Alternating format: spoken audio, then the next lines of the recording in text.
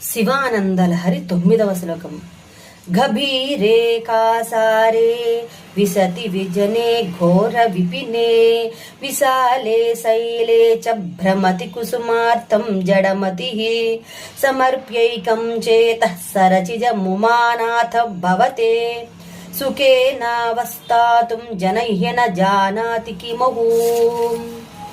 ఓ పార్వతీవతి, ఓ పార్వతీపతి, మందబుద్ధి అయిన మనుష్యుడు నిన్ను పూజించడానికి పువ్వు కోసం లోతైన తటాకములోకి దిగుతాడు. నిర్జనమైన భయంకరమైన అరణ్యమునందు పెద్ద పర్వతమునందు తిరుగుతాడు.